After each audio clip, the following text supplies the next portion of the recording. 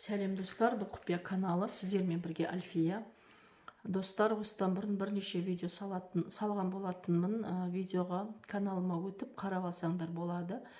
Бүгінде өте қарапайым техникаларды сіздермен таныстырайын деп отырмын. Осыдан бұрын салынған видеолар сияқты техникасы өте қарапайым және әдісі бірдей. Бірақ бұл техниканы үйіңізде ұрыс керіс көбейіп, берекетіңіз кетіп, көп сәтсіздіктерге ұшырап жүрген болсаңыз, осы техниканы жасау керек. Бұны айға күнге байланысты емес, любой мезгілде жасай бересіз, любой кезде жасай беруге болады. Жылына бірнеше рет, 1000 рет жасасаңыз да шектеу жоқ. Главный сіздерге восковой свеча керек. Восковой свеча деген көп нелерде сатылады. Инстаграмда қарасаңыз тауып аласыз, қымбат емес. Восковой свеча керек. Сол восктен жасалған свечаға оқисыз дұғаны, 7 рет оқисыз дауыстап. 7 рет оқисыз. Оқып болғаннан кейін свечаның жанып болуын қадағалайсыз. Барлығын әдісін қазір көрсететін боламын. Дұғаны мен комментарийдің ең бірінші комментарийға бекітіп қоямын достар. Видео ұнап жатса лайк басуды ұмытып кетпеңіздер. Ол үшін бізге осындай свеча керек, восковой свеча керек. Осындай, дәл осындай. Басқа церковный немесе парафиновый свечалар жарамайды. Сосын біздерге осындай натуральный жіп дейміз ғой, осындай натуральный жіп керек. Натуральный жіп дегеніміз синтетика болмаса болды, тоқыма тоқитын жіп та жарайды, любой осындай ақ жіп болады.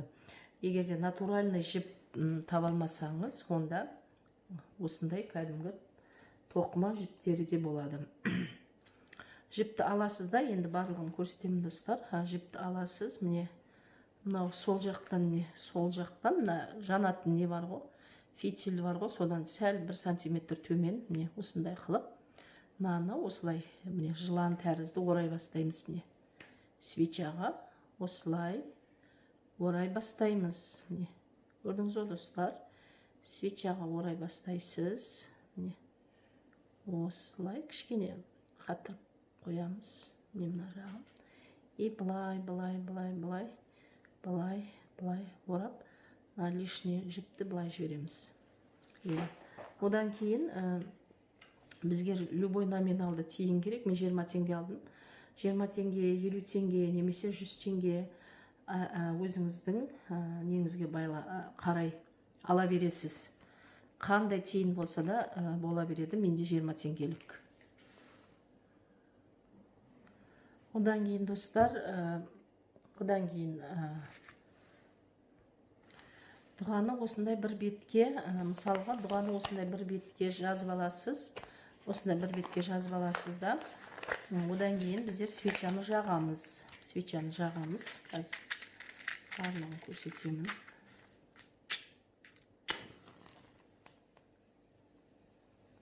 Осылай свечаны жаға бастаймыз. Жаққан кезде, мынау свеча болса дұғаны, міне осы оттың, қалай айтсам болады, былай қапталына қарай. Қазір достар,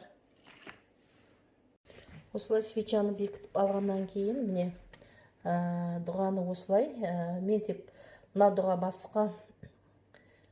дұғасы басқа комментарийға бекітіп қоямын. Свечаны жағамыз, жаққаннан кейін осы бір бетке дұғаны көшіріп аламыз да, сол дұғаны 7 рет оқимыз. Міне осылай қылып. Көрдіңіз ба достар? Свечаның артынан істейміз. Осылай ұстап тұрамыз да, дұғаны 7 рет оқимыз. 7 рет оқимыз дұғаны. Сосын оқып болғаннан кейін осы свечаның жанып болуын қадағалаймыз. Дауыстап оқимыз. Дұғада атыңыз деген жерге атыңызды айтасыз. Одан кейін міне менің свечам жанып болды. Жанғаннан кейін мынандай қалдықтарын барлығын осы тиынге не істейміз? Тиынге осылай жабыстырып аламыз да. тиынды аламыз өстіп. Одан кейін любой ағаштың түбіне осы свечасын төмен қаратып бейтіп лақтырып тастаймыз. Свечаны, міне свечаның қалдығын төмен қаратып лақтырып тастаймыз. Үстіне сахарный песок құйып тастаймыз. Любой бір ағаштың, бірақ ол ағаш қурап қалған, өспей тұрған ағаш болса жарамайды. Ол ағаш кәдімгі өсіп тұрған көк жаңағы здоровый ағаш болу керек. Міне лақтырған кезде осы свечаны осылай төмен қаратып лақтырып тастайсыз да, үстіне сахарный песок құйып тастайсыз. Достар, мысалға жаңағы сізге көп ақша келе бастаған кезде, немесе сіздің жаңағы желанияңыз орындалған кезде, жаңа көздеген мақсатыңыз орындалғаннан кейін, сол осы тиынды лақтырып тастаған ағаштың астына сіз қақталған ерік немесе құрма апарып тастауыңыз керек. Сіздің қалауыңыз орындалғаннан кейін, мысалы сіз ақшаға жасаған болсаңыз, ақша келсе, уже сіз бір 10 шақты штук қақ ерік апарып тастайсыз, немесе 10 шақты штук құрма апарып тастайсыз. Осы тиынды тастаған ағаштың түбіне. Болды, көнбейсіз, еш нәрсе жасамайсыз, тек қана солай апарып тастайсыз орындалғаннан кейін.